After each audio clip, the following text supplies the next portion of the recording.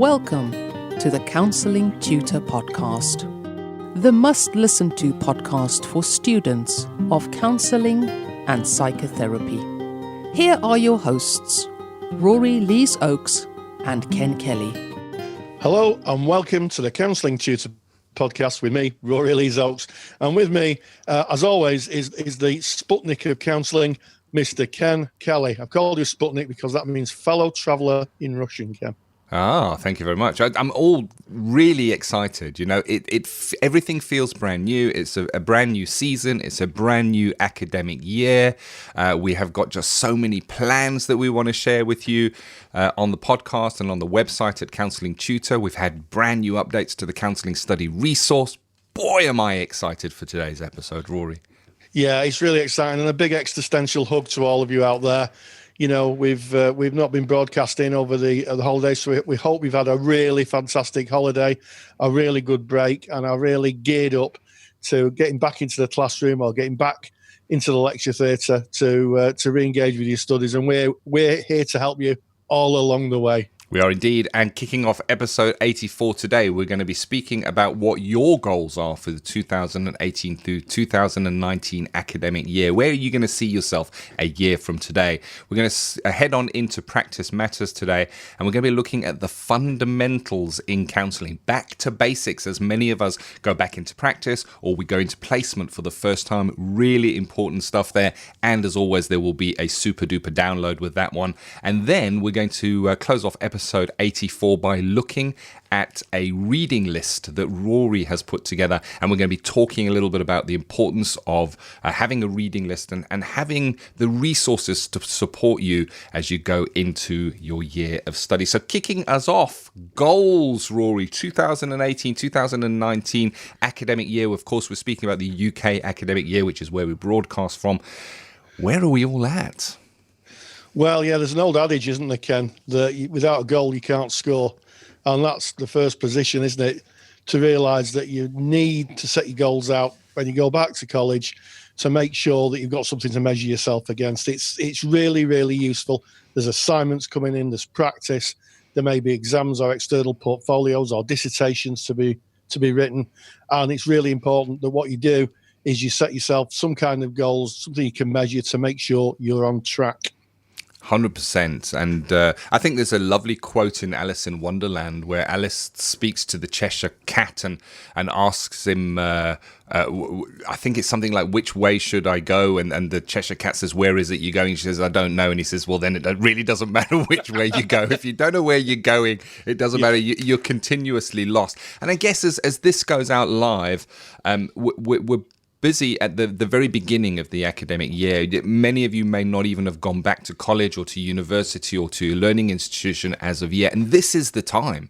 This is the time to do that planning. Because as Rory said, when you hit the ground, you're going to be inundated with a whole pile of lectures, new things to learn. And that planning can kind of go out the window there and you're just kind of keeping up with it. But what does your journey look like? Why did you start this journey in the first place? You know, when you go back to your reasons for starting studying. Maybe it's vocational. Maybe you just want to get some skills to use in your job.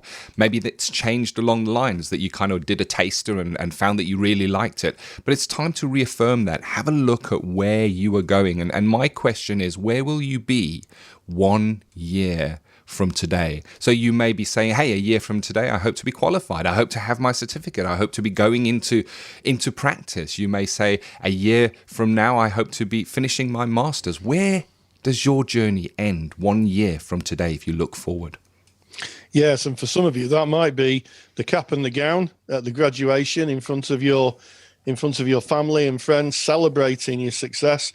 Or for some of you, it might be moving up to the next level, or the next level within a 2 or 3 year course. So it's really, really important that you set and think about your goals. And to that, sometimes we use something called SMART targets. And SMART targets, just very quickly, are a way of goal setting. SMART is an acronym. It means specific, measurable, attainable, relevant, timely. So those are SMART targets. And if you break down what you need to do under those headings, so what can you measure? You know, what might that be? Could be getting a placement, could be making sure you've got your assignment goals in place and your reading lists. Attainable, making sure you don't overstretch yourself. I know from my experience of teaching, a lot of students set themselves goals that were so unattainable that when they didn't reach them, it kind of knocked their confidence. So make sure that what you do, you can actually do. I think that's really important. It links into being real and relevant, and also timely. I think you're making sure that you've got your calendar out and you're marking in when things like residentials are or when assignments are due in, and then you can look at that and you can say, well, I know I've got an assignment in at the end of January or February. End of February, so I need to start looking at my reading list or drafting it out now. Really, really useful smart targets. When I was in teaching, we used them all the time.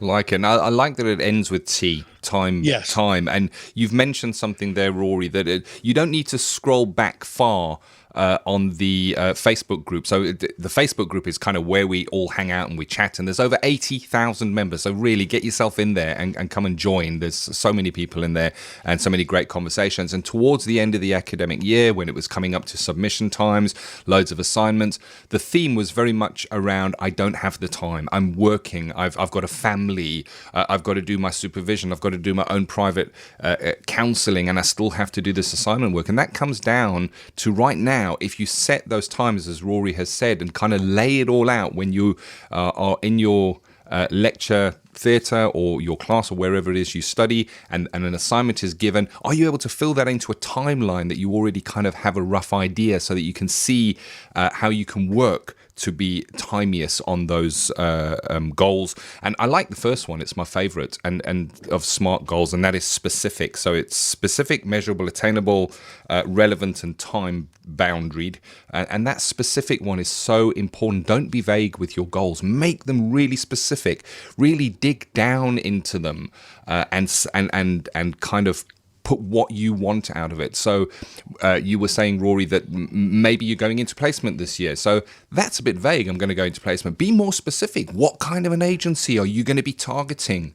How are you going to do that? Are you going to send them a letter? Are you going to start phoning around? Be specific, because if you're specific on your goals, it makes the rest of the goal attainment so much easier, because you really know what you're looking for. It's kind of laser focused down. Measurable. How do you know if you're getting closer to that goal or further away? So if an assignment is set and you know that assignment has to be handed in 6 weeks' time, you've now got a time that you can aim for, and you can kind of chunk that up. And then you can measure how much of my assignment have I done as I go forward. So it is a measurable process and attainable, of course, as you've already covered there, Rory. But I think it's only fair, as you take time to kind of look at what your study goals are, where you're going to be in a year's time, that we share what ours are. So there, I guess, less study goals and more support goals. How can we support you from Counselling Tutor through our counselling study resources, through the Counselling Tutor podcast? Rory, do you want to share a little bit about what we have planned and what our goals are for this upcoming academic year? Well, yes. I mean, certainly one of our goals is to revamp the CSR, and as anybody who's going into it will see, it's got a totally new feel, totally new look, and there's a whole lot more in it. So one of our goals is to really keep adding relevant content, and content that you tell us you need. This is so important. We can only put in what you tell us you want, and that is what we're doing. We've listened very carefully about looked at the Facebook page, emails we've received, and we've taken that and we've converted that, one of our goals, into content that's going to go in. We're also going to be putting in a lot of support around dyslexia. So one of our goals is to have a study section where people who've got dyslexia, like myself and Ken, can gain some idea and some really good little tips on how to work with that and how to structure assignments, because there are some little techniques that we're going to be sharing with you, and we're going to be having someone who knows a lot about dyslexia to help us with that. So that's quite an exciting thing, because the mailbag is always full of people who say, I'm really struggling, I've got dyslexia. So we're gonna give you some help there.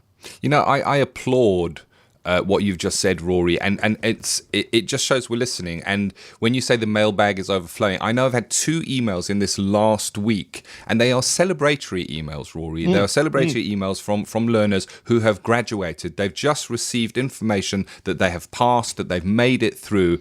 And in both of these emails, we've had more than just 2, of course, but it's just these 2 specific. In both of these 2 instances, they shared that they struggled with dyslexia. And they've pushed through that and attained, and you can. And I know firsthand the struggles and the mountain that it looks like stretches up in front of you when you have that dyslexia, as do you, Rory. And I think that's important. You know, you were talking, Rory, about the CSR and what our plan is for this next year. And if you're listening to this and thinking, what's CSR? CSR is an acronym. It's 3 letters, C, S, and R, and it stands for Counselling Study Resource. Counselling Study Resource is a paid-for section of what we do at Counselling Tutor. So at Counselling Tutor, we've got our website, which is counsellingtutor.com, which is free and it's packed with information. We put out our podcast once a week during academic term time, which is free to listen to. But we do have a really supportive section of what we offer. We call it Counselling Study Resource, and we have hundreds and hundreds of students from all around the world who choose to pay a monthly fee to be part of the Counselling Study Resource because of the extra support that they get. It supports them alongside their formal training. It's like you wouldn't go into formal training without your books, because you need your books to reference to get you through. Well, Counselling Study Resource is kind of like having a whole library of information there for you. And we've been putting a lot of work into it. We've been listening to what you are saying, and we've created blended learning within the Counselling Study Resource for the very points that you put out around dyslexia. There's loads of podcasts, there's loads of videos. Try and put the information in various ways, and there's going to be more of that going forward. And apart from the dyslexia section that we're putting in a whole learning section where we're really going to focus on important things like academic writing. Rory, I know you were looking into this for us. Yes, indeed. We're going to be getting a section that helps students plan and look at criteria. One of the things, again, that overflows in the mailbag on a regular basis is people looking at the criteria and saying, I just don't understand what I'm being asked, almost as if the criteria is a foreign language that you cannot understand. And, you know, what we're going to do is we're going to get a translator in, we're going to get an interpreter in, and they're going to be able to help you not only with interpreting the question, but really thinking about how that question is answered, how to draft it out, really good techniques. That's what it comes down to. Assignment writing is as much about technique as it is about putting the information out of your head and putting it onto paper. And we're working with someone who's going to help you with that. And I'm jolly well excited about it. I had a conversation the other day, and I learned a lot in a very short space of time. So if I learned a lot, I'm sure you're going to learn a lot. And that's specifically because we know that people, maybe they've come back, maybe this is you, maybe you've come back to education after a long period of time, as myself and Ken did. And you look at the academic world, and it literally is just like another language. So we're going to help with that, and we've got big plans for that. Indeed, and what we have a lot planned. We really do, and we can't take up this whole episode telling you about all of our plans. But one last thing that I did want to share with you is that we've heard you. So many people are talking about personal development, the changes that happen during your study, how you find yourself changing, but those around you maybe don't change, and how that can be challenging at times. And because of this, we've heard and we've put a brand new section in the Counselling Study Resource on personal development as well, that we will be filling up as this year unfolds. And one last thing, just got to put it in because it's so exciting.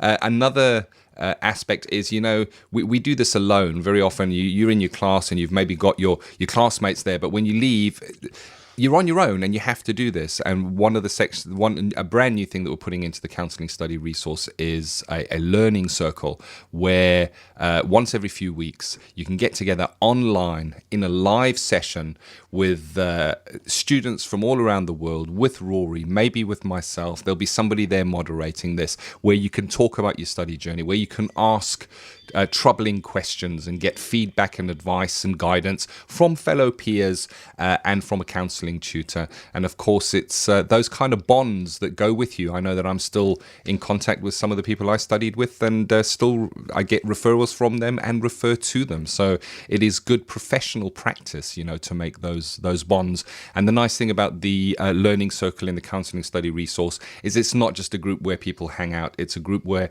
people who really take this seriously, who want to put the time and effort into their studies, hang out. So hopefully, if you are a counselling study resource member, you will join us there. And if you're not a counselling study resource member, I only have one question for you. Why not? Go and check it out. It is so supportive. It really is. And you can find out more about that just by going to counselingtutor.com. So there, a little bit about goals, our goals for 2018, and of course, getting you to think about yours. But we move on, and our next topic is, we call it Practice Matters. Why? Because practice does matter. It's the most important part of what we do. It's where the rubber meets the road, Rory. When we're in front of those clients, we're now in practice, and we have to use the skills that we've learned. We have to put into practice the theory that we've learned, and it can be so overwhelming. And Rory has taken it upon himself to put together a number of little inserts that we put into our podcast. Go back on past episodes, you'll hear how fantastic they are. They all come with a super duper download, and today is no exception. But we're looking at such an important one today. We're going to be looking at fundamentals in counselling. Give us a bit of a flavour, Rory. Yes, well, what we do know is that when we go into situations that have high anxiety, our brains tend to switch off. And one of the things that the military is very good at is drilling people in fundamentals. In other words, getting them to do certain things kind of without any thought at all. And the same thing really happens in my experience with students who are going into practice. Maybe you're seeing clients for the first time, and all of a sudden you find that your head's fuzzy, that you're not kind of, what should I do? What should I do? Well, what I'm going to do is I'm going to talk about fundamental things that you need to do, just the very basic things that you need to do. And also I'm going to do a super duper handout so that you can have a look at the kind of things that you should have in place, just the very basic things that sometimes it's easy to overlook. Important stuff, and we're going to hear Rory and Practice Matters after this short message. Take the stress out of your counselling studies and get the support of Rory and I by joining us in the Counselling Study Resource. See how Counselling Study Resource can help you. Visit counselingtutor.com. That's counselingtutor.com. Recently, I had cause to get out my counselling certificate folder. This is a loose leaf book which I put all the certificates, my qualifications, my CPD certificates, so I can store them safely in one place. As you can imagine, for someone who's been practicing for 15 years, the book is fairly thick now. But one of the things I don't forget for all that I've learnt and all the courses that I've been on are counselling fundamentals. In other words, those very basic things that I was taught very, very early on in my career. And I'm going to share some of them with you. The first thing is timekeeping. When I went to college, our tutors were incredibly strict on timekeeping, and if any of my former students are listening, they may have a wry smile on their face, because I was absolutely a stickler for timekeeping. And the reason for that is because if you arrive at your practice 30 seconds before you're due to see a client, you may be anxious, your client may be anxious, and if you think about it, your client's sitting waiting for an appointment, they've got things on their mind. You may be the only person they can speak to, and they've got an appointment, say at 4 o'clock, and as the minute hand goes to the 12 o'clock, they may think, is the counsellor turning up? Have I got the right day? So I try and get in a few minutes early, just so that to greet the client. I see them at the time that we've contracted for, but I think it gives me a sense of being able to kind of get into the zone and to kind of filter out what's been going on around me in my day and just begin that process of making me feel connected and focused on my clients. The second is be attentive. Put the client at the centre of your attention. Be present, focus on them. Remember, having someone giving them their undivided attention may be something the client's never experienced before, and certainly in my practice.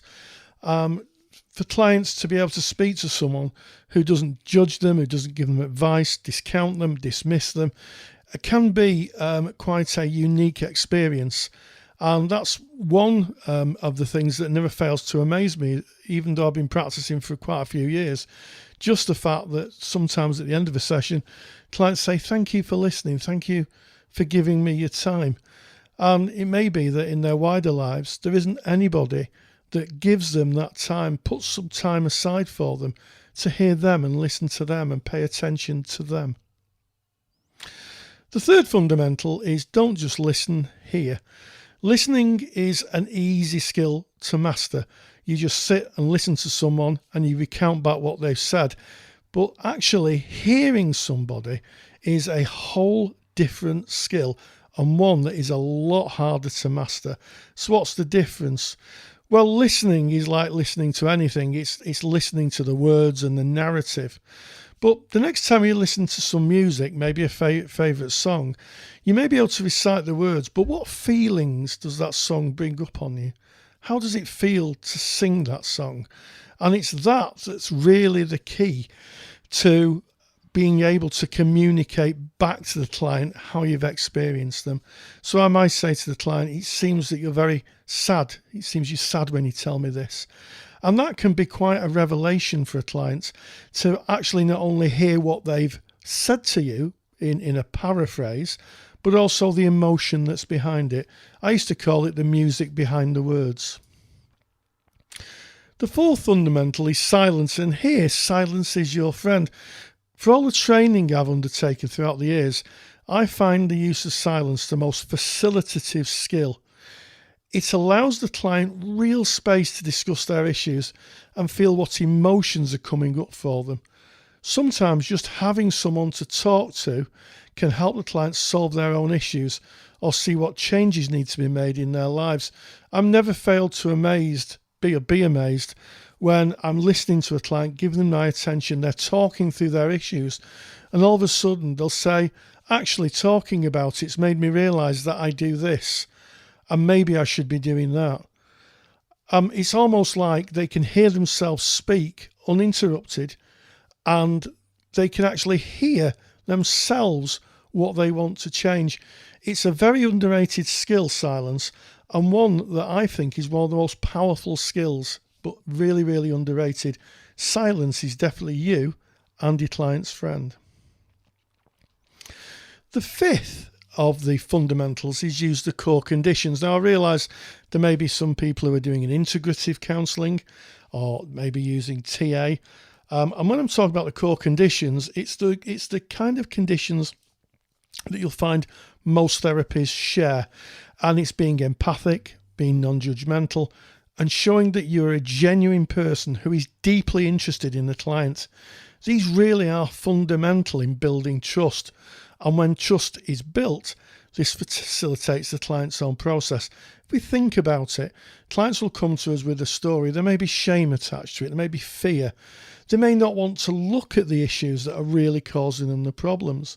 But if they meet someone who's real, who really gets them, and is really genuine, not false or putting on an act of being a therapist, that builds a trusting relationship. And when trust is built, miracles literally happen. People can then talk about those things that in the past they've never been able to speak about before. And within that, facilitates the therapy. Clients can then start to really talk about their issues and just see where they're at with them. It's very, very powerful. And those facilitative conditions, as I sometimes call them, or the core conditions as they're popularly characterised, of empathy, congruence and unconditional positive regard, should really, really not be underestimated. And they really are facilitative. They're real basics of building a relationship. My sixth fundamental is meet the client where they are. Work with what they bring and at their pace. Don't be tempted to rush the process. And pace here is really the key. You may need to run to keep up or stop as the client catches their thoughts. One of the difficult things and one of the least helpful things a therapist can do is stop the client in the process of where they're at and impose their own their own kind of pace. It's a bit like teaching someone to run or helping someone run. They may run very quickly, in which case you'd have to keep up, and they may stop to catch their breath.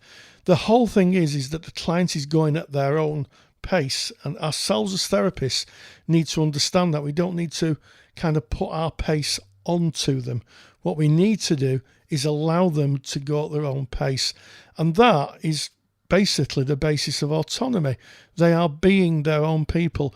It may be there's lots of people around them who are telling them what to do, telling them to be quiet, telling them not to talk too much.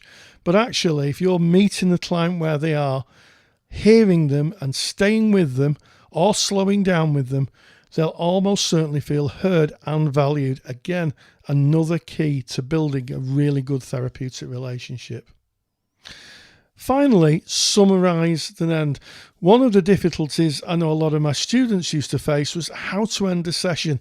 They felt rude interrupting the clients, and sometimes, certainly in practice sessions, the sessions would overrun.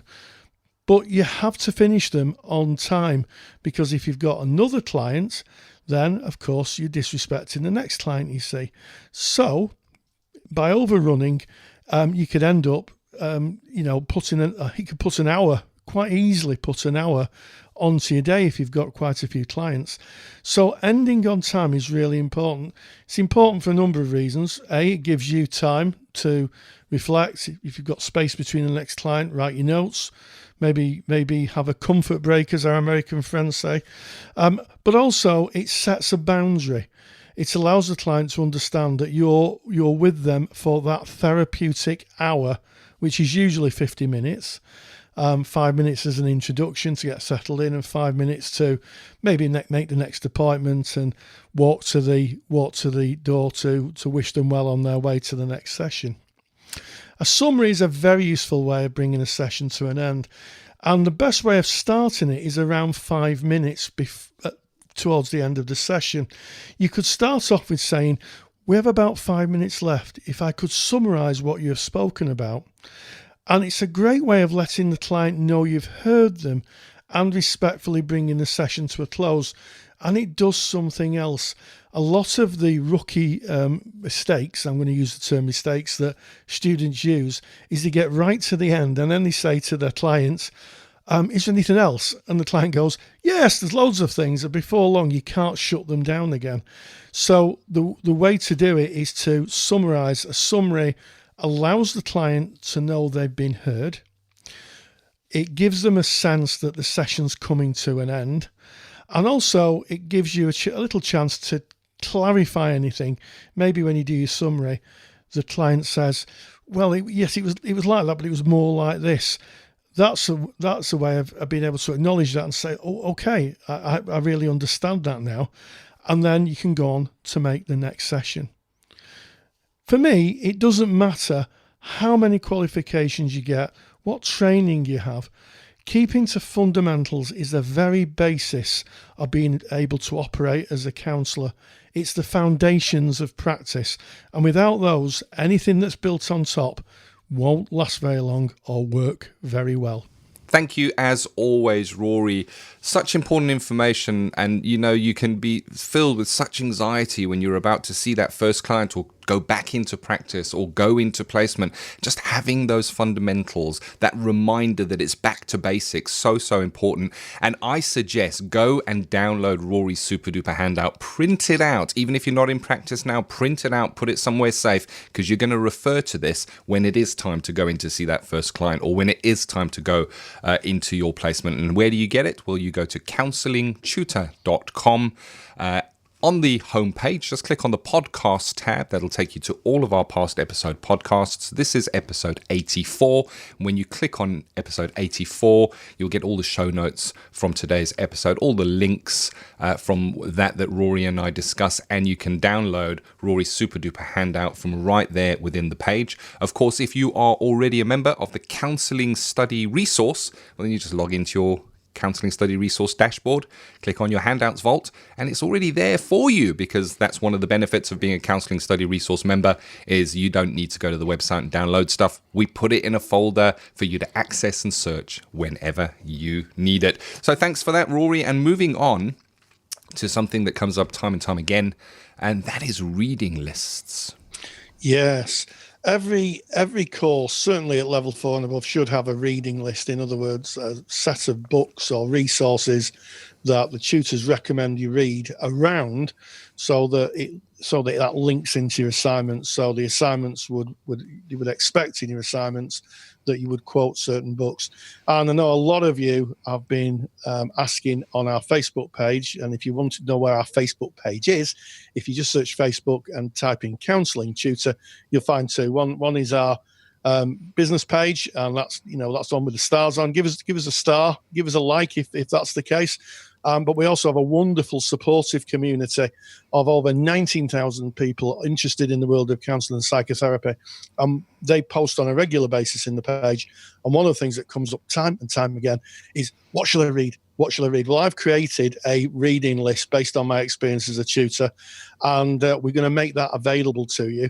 But I think reading lists are so important. So I'm going to give a top tip out here, Ken, on reading lists. I'm going to write it down. All right, have you got your pen? I've got my pen. Look, here it is. He's got his pen. I can see him through the studio window on the monitor. So one of the secrets of academic books is to start at the back. So, like with most books you might take an holiday, you start at the front and read them all the way through. But actually, it's useful to go down the index and look at the topic you're studying. So if it's empathy, if it's congruence, if it's transactional analysis and it's strokes, or CBT and its action, belief and consequence, go down the back of the book, find that. Ken's writing this down. I can see him writing this down. Go to the back, have a look, and then go to the chapter. Because a lot of the reference books, what you have to remember is a lot of books are reference books. You're referencing. The clue here really is in the name, isn't it? Referencing. So if you're referencing something in your assignment, what you need to do is focus in on what's being asked. So when you get your books, just go down the back, have a look at the topic that you're being asked to discuss, start there, and then open it up there and have a look. It may be that through the course of your studies, you read the whole book, but that is my top tip, and it's one that can save a heck of a lot of time. Don't start at the beginning hoping you're going to come across it. Start at the back and find it immediately. 100%. Yes, get through to that index, because it gives you the list of all the topics in the book. Look for the topic you've got in your assignment that you need to reference. Go to that page, and there it is. Another top tip on your reading list is you're going to be reading your books. Yeah, so you get your books and you want to have a look through them and read them and get an idea what's in those books. My recommendation is read them before you get to your assignment, so you've got an idea what's in the books anyway. And then, of course, use Rory's tip of going to the back to find the exact topic. But as you're going through your books, if you have a little stack of notes, Post-it notes, I think they're called, handy, you can actually get different coloured Post-it notes. They sell them at any good stationers. They're all different colours, and you can get yourself little Post-it notes and stick them in the pages, sticking out of the book, so you can see the little colour tab, and write just on there kind of what that topic is. So if you come across maybe a good quote for empathy, and you think, hey, that'll be cool when I eventually come to an assignment, get a Post-it note, write empathy, stick it in. And the reason I say the different colours is my obsessive compulsion, I guess, to have things organised and neat. But myself, I prefer to use different colour labels for different colour topics, Rory. Well, there you have it, Ken. And also, I agree with you. Reading through books is really, really useful. I mean, you can guarantee if you're studying a person-centered course, you're going to be asked about the necessary and sufficient conditions. You're going to be asked about the work of Carl Rogers. You're going to be asked about the theory. So if you find the theory, the basic theory, then you can start just looking into it, having a look, gaining some idea, just reading around it before you actually get to it. And I think that's a really, really good idea. Some books are eminently more readable than others. I mean, I think Roger's A Way of Being is really a really good book. It's probably the easiest to read. But yeah, think about what you might be asked, and then kind of try and find that in your book. You can either go through the back, as I do, just start at the back and work my way forward, or you can do the Ken post-it note technique, which is equally good, and just mark your book through as you find those gems of information that that the person who's marking your assignment's going to need. Or both. You can even do both. Do it in stereo, why not? And yes. And another great tip for books, it's about how you treat your book, So I guess I was taught from a very early age, you go to nursery school or kindergarten, and you're given a book, and the first thing you want to do is grab a crayon and you want to scribble on the book. I don't know, it's an innate human thing. Maybe it's just me. I want to write on books. Well, I did when I was a child. That organismic voice wanted to write on the books. But then we're told we must not write in the books, and that books are for looking at and treating really well and then closing and putting away. And it was when I got back into studies that I realized that is not true. My first instinct was right. It is good to write in your books. Get yourself some highlighters. When you're reading through your books and you come across a bit of theory or something you find interesting, pick up a highlighter and highlight that information. It's going to help you so much when you go back and you are looking for that key information for your assignments or for a topic that you're covering in class. You just skip through the book and you can see the important bits because you've gone and highlighted them. So don't be afraid to write. Absolutely, Ken. That's one of the benefits of buying second-hand books, because someone's probably done that for you. And here's a little bit of a tip: if you go to the library, college or university library, get the book out, put it on its spine, and just gently open it like you would a flower, and you can see where the books have been forced open, where people have been studying the relevant topics. and usually you can see where people are put underlined in pencil. And yeah, just one final plea: if you are buying books, I know that a lot of people are selling books on our Counselling Tutor Facebook page. We don't, it's nothing to do with ourselves, but people like to sell the books and students like to buy them. If you are buying books, anything with theory in, you can buy second-hand ones. That's fine. If a theorist has written a book, it's almost certainly that's not, the theory is not going to change. But if you're buying books on things like the law, on ethics, or the new ideas in counselling practice, buy the latest editions, because if you're quoting from a book that's out of date, that can get you in real difficulty with your assignment. I've had people who've quoted laws in assignments that are no longer relevant, and I've had to say, I have to refer you, because that isn't actually the law. So anything that might be more relevant, ethics, person-centered counselling and action, get the latest ones. But if you find a Carl Rogers Reader or a TA Today or any kind of book that talks about theory, then almost certainly you can buy that a little cheaper, maybe off an auction site, or someone selling it. For sure. And just on that very topic, it's not really a book, but keep in mind the same is true for things like ethical frameworks. If you've got a copy of an ethical framework lying around, do not refer to it. Go and print out the latest copy, because they're being updated all the time. You want the latest. And I know that the BACP ethical framework was expanded only just recently, and we covered that in our last episode of Counselling Tutor Podcast. Well, there you have it. That is our maiden voyage for this next series in the Counselling Tutor Podcast, episode 84. We kicked off by asking, what are your goals, your study goals for 2018, 2019, and where will you be a year from today? Really think about that one. In practice matters, we went back to basics, to the important stuff, the fundamentals of counselling. And of course, you can get Rory's download from counsellingtutor.com, podcast tab, episode 84. And then, of course, choosing a reading list, and we will be sharing a reading list, so keep your eyes on the Facebook page. We mail them out from time to time, and the cool thing about Rory's reading list is it's a link, and you click on the link and it's going to take you to a Google document, and that Google document is updated all the time, so check back regularly, because Rory is adding stuff all the time. Absolutely. And why not share your goals in our Facebook group? let's celebrate where you're going to go. Why don't you share them with the rest of the students on the Facebook group? Well, that's been a fantastic maiden voyage episode. We've set the sail. We're heading into the sun on a beautiful azure sea, Ken, and we'll be coming back with more episodes. So as always, stay grounded and stay safe. And before I check out, I want to ask one massive favor. We want as many counselling students listening to the Counselling Tutor podcast as possible. Please share the podcast with your peers, with your classmates. Tell them it's available. Let them search it. Let them come and join in, because for me, the more, the merrier. Take care. Take the stress out of your counselling studies and get the support of Rory and I by joining us in the Counselling Study Resource. Counselling Study Resource, or CSR for short, is the world's most comprehensive assignment guidance and study support resource for students just like you of counselling and psychotherapy. See how Counselling Study Resource can help you. Visit counsellingtutor.com. That's counsellingtutor.com. Thank you for listening to the Counselling Tutor Podcast. Find the show notes for this episode on our website at www.counsellingtutor.com.